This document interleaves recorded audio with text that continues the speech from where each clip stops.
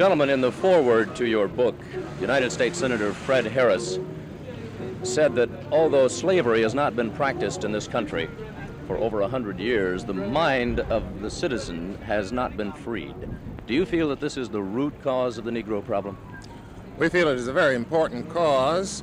The attitude of the society generally, of white people, and unfortunately of some black people, is that black people are inferior and should in fact occupy an inferior status in this society. The primary problem at this point is black-white, but I think it's really much deeper than that. It goes to the heart of the white man's psyche, where he thinks and feels that he indeed is superior to other people, and this has to stop. What effect do you think militants like the Black Panthers, for instance, have on the cause of the Negro?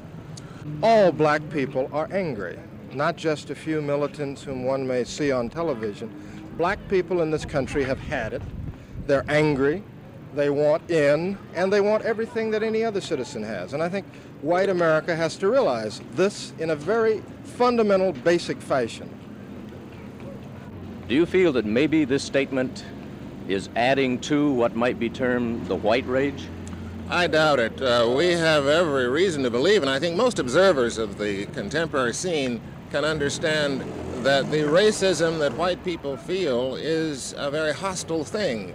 I believe it was Martin Luther King who said that it was not his activities that were producing the hostility on the part of whites. It was simply uncovering that hostility which was already there, and I'm afraid the same thing is happening here, that the militants don't produce white hostility.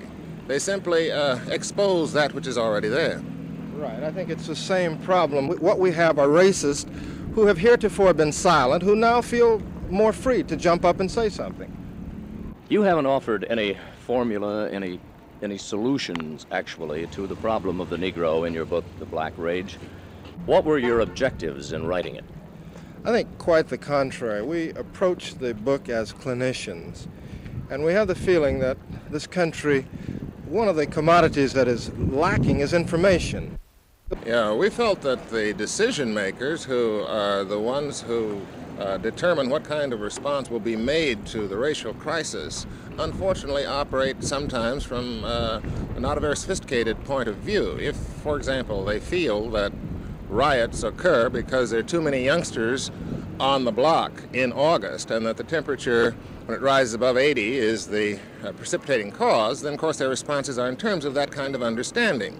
What we've tried to do in the book has been to try to give them a deeper understanding of why there is a racial crisis in this country, that it is not a superficial issue, and that it is some 300 years in length, and that it will require profound and deep-seated changes in our social system.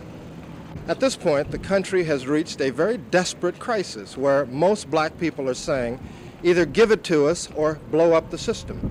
And I don't think America at this point has the luxury to sit around and decide. I think with all deliberate speed, which means right now, these grievances must be redressed. Black people must be brought in as black Americans into the American family with all the rights and privileges and all the psychological rights and privileges that accrue to them.